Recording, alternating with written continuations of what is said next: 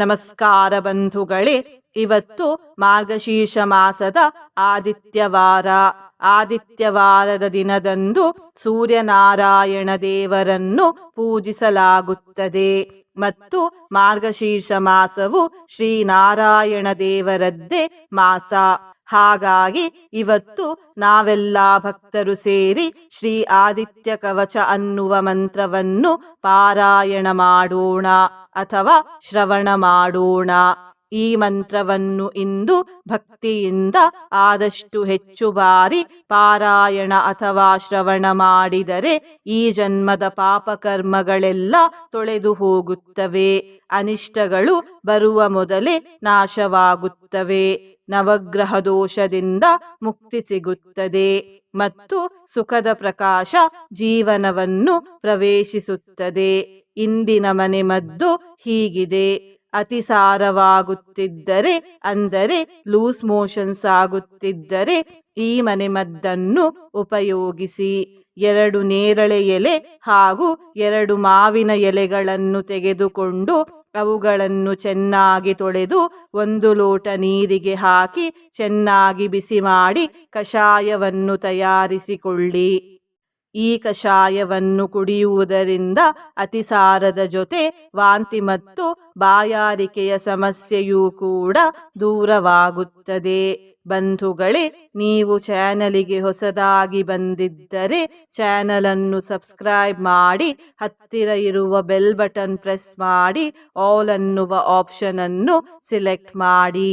ನೀವು ಸಬ್ಸ್ಕ್ರೈಬ್ ಮಾಡಿದರೆ ನಮಗೂ ಇನ್ನೂ ಹೆಚ್ಚು ವಿಡಿಯೋ ಮಾಡಲು ಸ್ಫೂರ್ತಿ ಸಿಗುತ್ತದೆ ಮತ್ತು ನಿಮಗೂ ನಮ್ಮ ಹೊಸ ವಿಡಿಯೋ ಅಪ್ಲೋಡ್ ಆದ ತಕ್ಷಣವೇ ಸಿಗುತ್ತದೆ.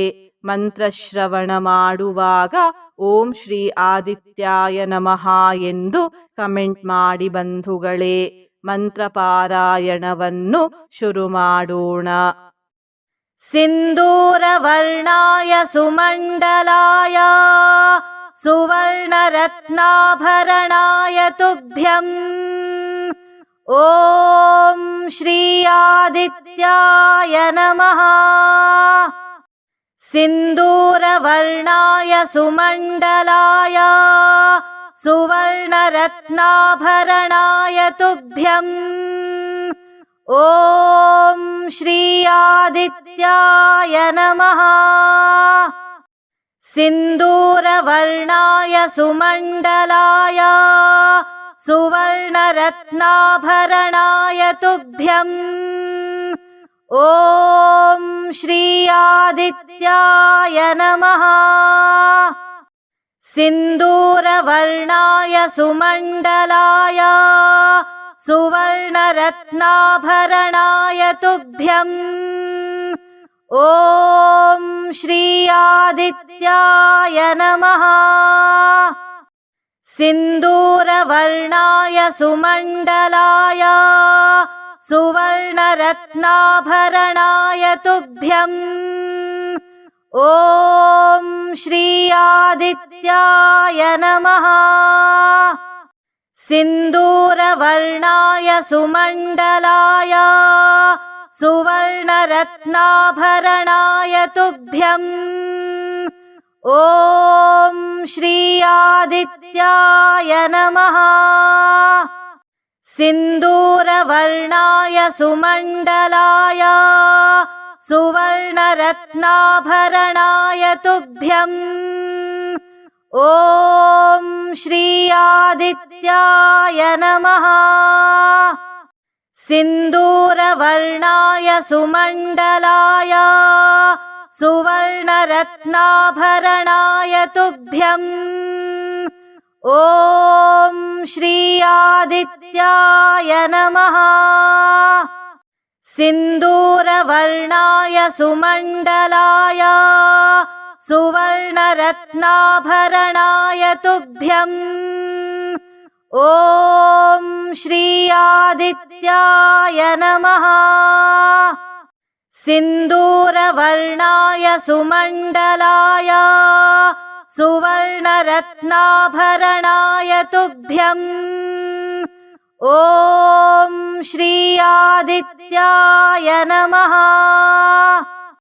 सिन्दूरवर्णाय सुमण्डलाय सुवर्णरत्नाभरणाय तुभ्यम् ॐ श्री आदित्याय नमः।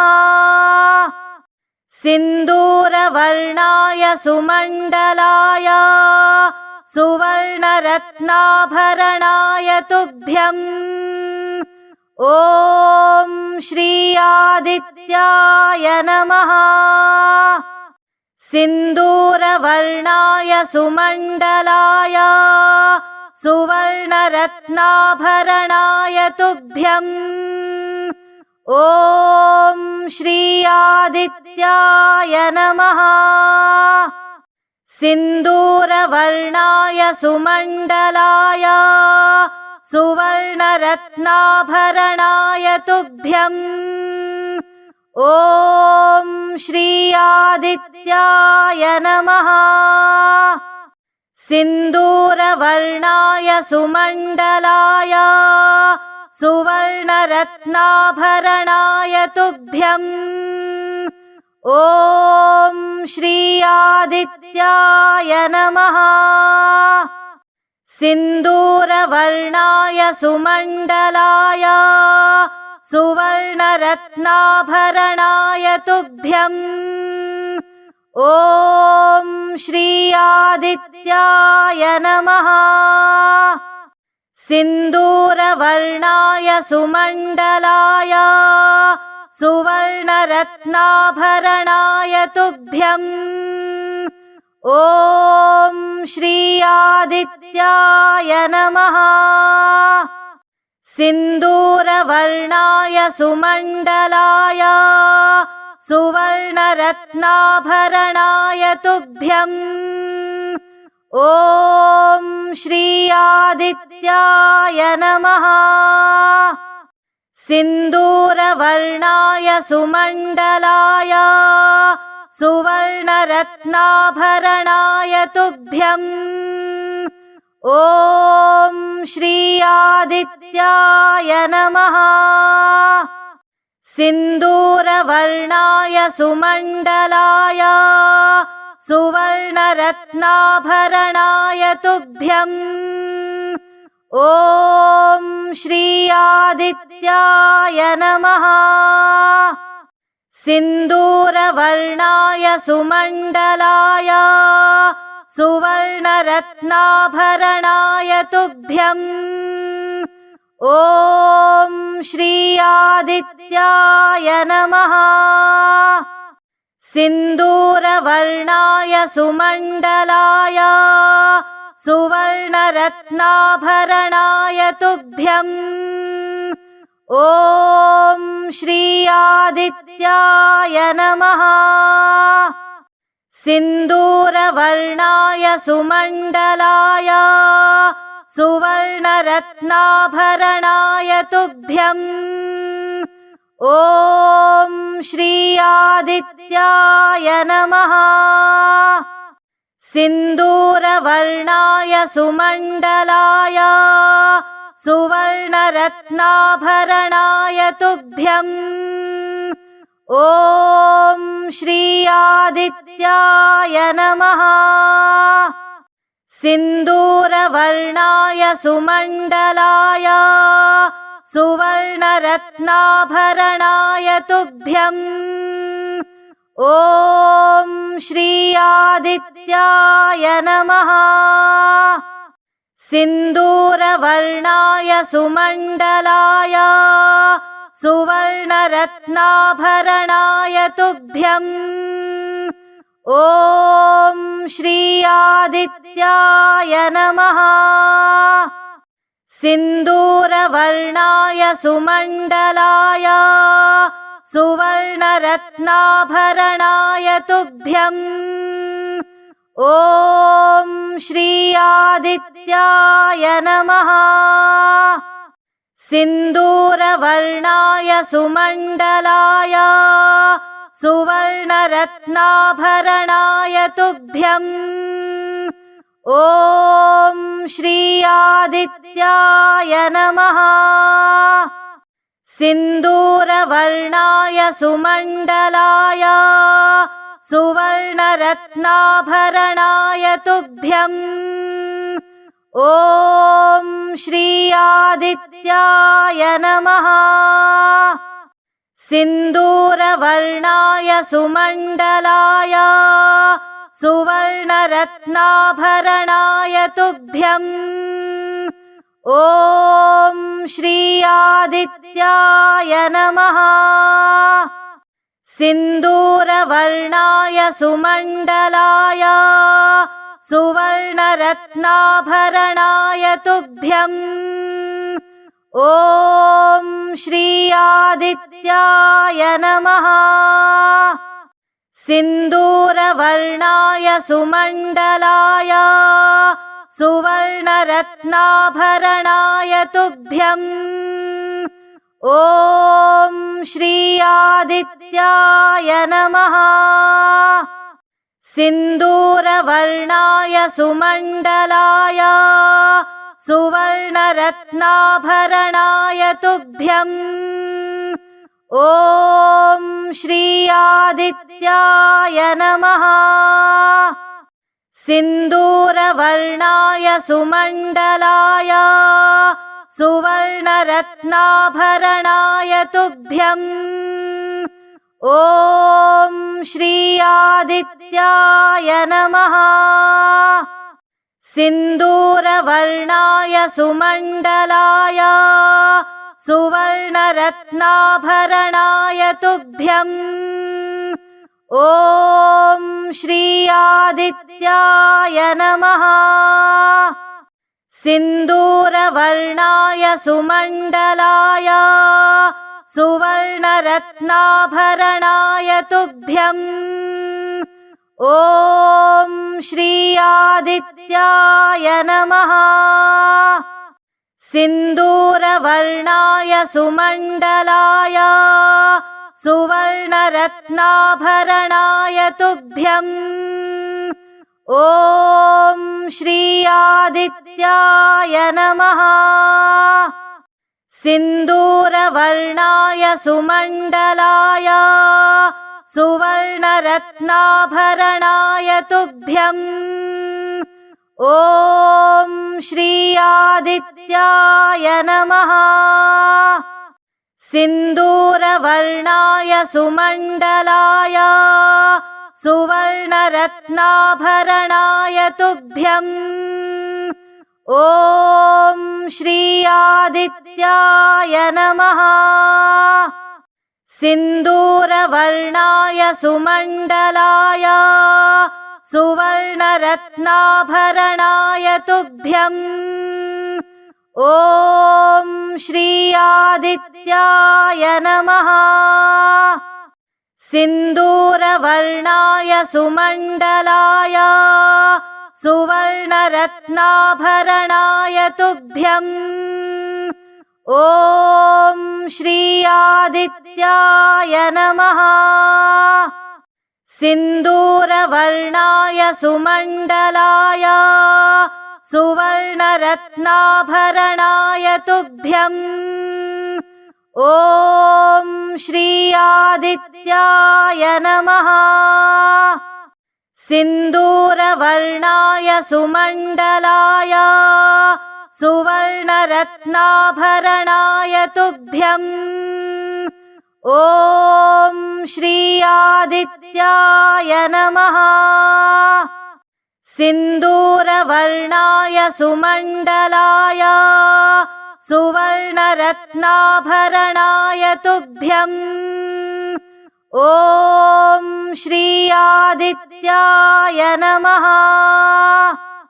सिन्दूरवर्णाय सुमण्डलाय सुवर्णरत्नाभरणाय तुभ्यम् ॐ श्री आदित्याय नमः। सिन्दूरवर्णाय सुमण्डलाय सुवर्णरत्नाभरणाय तुभ्यम् ॐ श्री आदित्याय नमः। सिन्दूरवर्णाय सुमण्डलाय सुवर्णरत्नाभरणाय तुभ्यम् ॐ श्री आदित्याय नमः।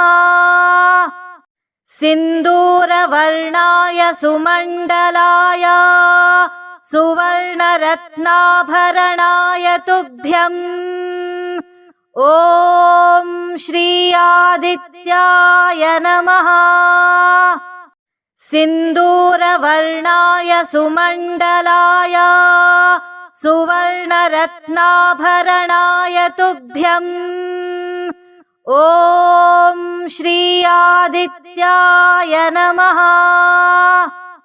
सिन्दूरवर्णाय सुमण्डलाय सुवर्णरत्नाभरणाय तुभ्यम् ॐ श्री आदित्याय नमः।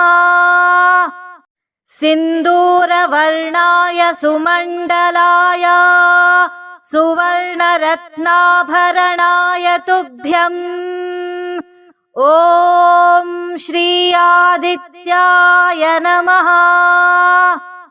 सिन्दूरवर्णाय सुमण्डलाय सुवर्णरत्नाभरणाय तुभ्यम् ॐ श्री आदित्याय नमः।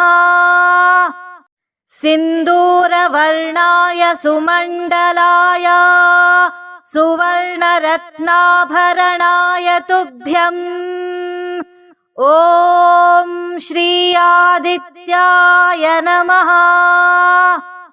सिन्दूरवर्णाय सुमण्डलाय सुवर्णरत्नाभरणाय तुभ्यम् ॐ श्री आदित्याय नमः। सिन्दूरवर्णाय सुमण्डलाय सुवर्णरत्नाभरणाय तुभ्यम् ॐ श्री आदित्याय नमः। सिन्दूरवर्णाय सुमण्डलाय सुवर्णरत्नाभरणाय तुभ्यम् ॐ श्री आदित्याय नमः। सिन्दूरवर्णाय सुमण्डलाय सुवर्णरत्नाभरणाय तुभ्यम् ॐ श्री आदित्याय नमः। सिन्दूरवर्णाय सुमण्डलाय सुवर्णरत्नाभरणाय तुभ्यम् ॐ श्री आदित्याय नमः। सिन्दूरवर्णाय सुमण्डलाय सुवर्णरत्नाभरणाय तुभ्यम् ॐ श्री आदित्याय नमः। सिन्दूरवर्णाय सुमण्डलाय सुवर्णरत्नाभरणाय तुभ्यम् ॐ श्री आदित्याय नमः। सिन्दूरवर्णाय सुमण्डलाय सुवर्णरत्नाभरणाय तुभ्यम् ॐ श्री आदित्याय नमः। सिन्दूरवर्णाय सुमण्डलाय सुवर्णरत्नाभरणाय तुभ्यम् ॐ श्री आदित्याय नमः। सिन्दूरवर्णाय सुमण्डलाय सुवर्णरत्नाभरणाय तुभ्यम् ॐ श्री आदित्याय नमः। सिन्दूरवर्णाय सुमण्डलाय सुवर्णरत्नाभरणाय तुभ्यम् ॐ श्री आदित्याय नमः। सिन्दूरवर्णाय सुमण्डलाय सुवर्णरत्नाभरणाय तुभ्यम् ॐ श्री आदित्याय नमः। सिन्दूरवर्णाय सुमण्डलाय सुवर्णरत्नाभरणाय तुभ्यम् ॐ श्री आदित्याय नमः। सिन्दूरवर्णाय सुमण्डलाय सुवर्णरत्नाभरणाय तुभ्यम् ॐ श्री आदित्याय नमः। सिन्दूरवर्णाय सुमण्डलाय सुवर्णरत्नाभरणाय तुभ्यम् ॐ श्री आदित्याय नमः। सिन्दूरवर्णाय सुमण्डलाय सुवर्णरत्नाभरणाय तुभ्यम् ॐ श्री आदित्याय नमः। सिन्दूरवर्णाय सुमण्डलाय सुवर्णरत्नाभरणाय तुभ्यम् ॐ श्री आदित्याय नमः। सिन्दूरवर्णाय सुमण्डलाय सुवर्णरत्नाभरणाय तुभ्यम् ॐ श्री आदित्याय नमः। सिन्दूरवर्णाय सुमण्डलाय सुवर्णरत्नाभरणाय तुभ्यम् ॐ श्री आदित्याय नमः। सिन्दूरवर्णाय सुमण्डलाय सुवर्णरत्नाभरणाय तुभ्यम् ॐ श्री आदित्याय नमः। सिन्दूरवर्णाय सुमण्डलाय सुवर्णरत्नाभरणाय तुभ्यम् ॐ श्री आदित्याय नमः। सिन्दूरवर्णाय सुमण्डलाय सुवर्णरत्नाभरणाय तुभ्यम् ॐ श्री आदित्याय नमः। सिन्दूरवर्णाय सुमण्डलाय सुवर्णरत्नाभरणाय तुभ्यम् ॐ श्री आदित्याय नमः। सिन्दूरवर्णाय सुमण्डलाय सुवर्णरत्नाभरणाय तुभ्यम् ॐ श्री आदित्याय नमः। सिन्दूरवर्णाय सुमण्डलाय सुवर्णरत्नाभरणाय तुभ्यम् ॐ श्री आदित्याय नमः।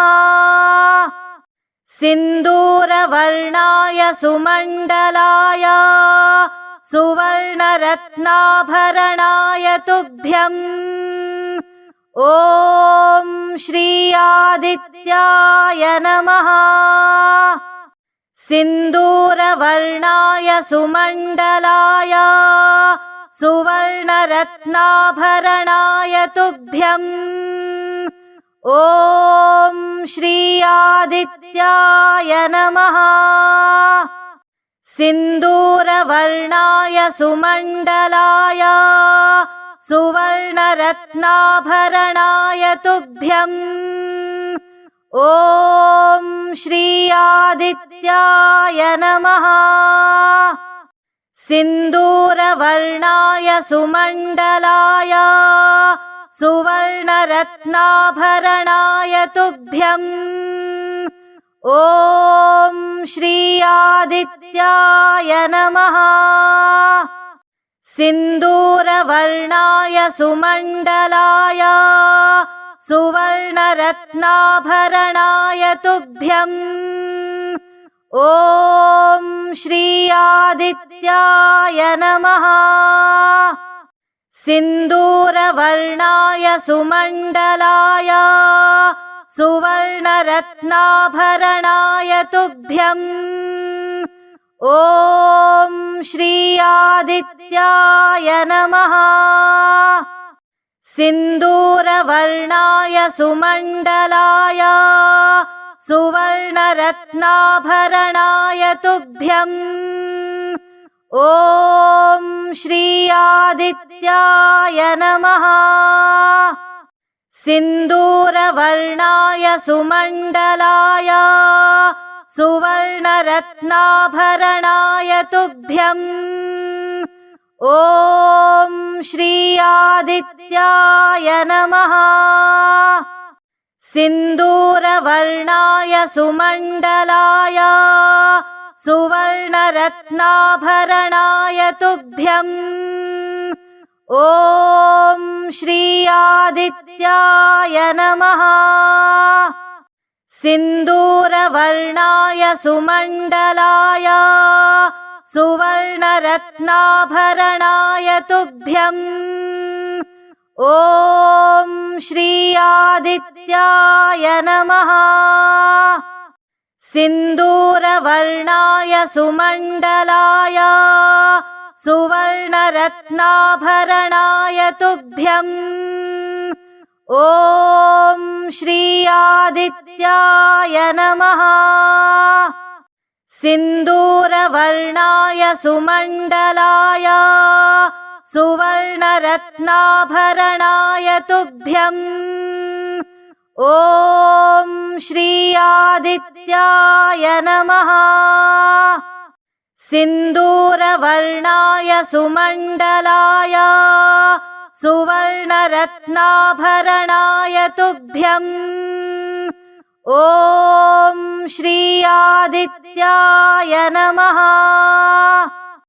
सिन्दूरवर्णाय सुमण्डलाय सुवर्णरत्नाभरणाय तुभ्यम् ॐ श्री आदित्याय नमः। सिन्दूरवर्णाय सुमण्डलाय सुवर्णरत्नाभरणाय तुभ्यम् ॐ श्री आदित्याय नमः। सिन्दूरवर्णाय सुमण्डलाय सुवर्णरत्नाभरणाय तुभ्यम् ॐ श्री आदित्याय नमः। सिन्दूरवर्णाय सुमण्डलाय सुवर्णरत्नाभरणाय तुभ्यम् ॐ श्री आदित्याय नमः। सिन्दूरवर्णाय सुमण्डलाय सुवर्णरत्नाभरणाय तुभ्यम् ॐ श्री आदित्याय नमः। सिन्दूरवर्णाय सुमण्डलाय सुवर्णरत्नाभरणाय तुभ्यम् ॐ श्री आदित्याय नमः। सिन्दूरवर्णाय सुमण्डलाय सुवर्णरत्नाभरणाय तुभ्यम् ॐ श्री आदित्याय नमः।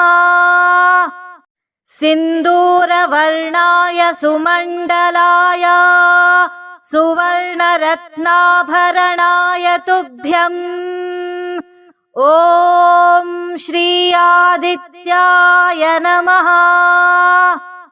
सिन्दूरवर्णाय सुमण्डलाय सुवर्णरत्नाभरणाय तुभ्यम् ॐ श्री आदित्याय नमः। सिन्दूरवर्णाय सुमण्डलाय सुवर्णरत्नाभरणाय तुभ्यम् ॐ श्री आदित्याय नमः। सिन्दूरवर्णाय सुमण्डलाय सुवर्णरत्नाभरणाय तुभ्यम् ॐ श्री आदित्याय नमः। सिन्दूरवर्णाय सुमण्डलाय सुवर्णरत्नाभरणाय तुभ्यम् ॐ श्री आदित्याय नमः।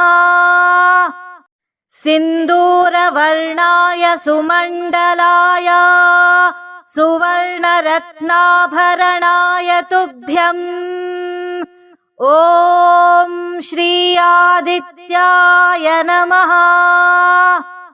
सिन्दूरवर्णाय सुमण्डलाय सुवर्णरत्नाभरणाय तुभ्यम् ॐ श्री आदित्याय नमः।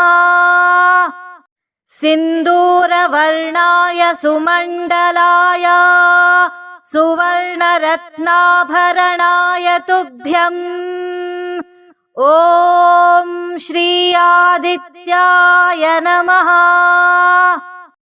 सिन्दूरवर्णाय सुमण्डलाय सुवर्णरत्नाभरणाय तुभ्यम् ॐ श्री आदित्याय नमः। सिन्दूरवर्णाय सुमण्डलाय सुवर्णरत्नाभरणाय तुभ्यम् ॐ श्री आदित्याय नमः।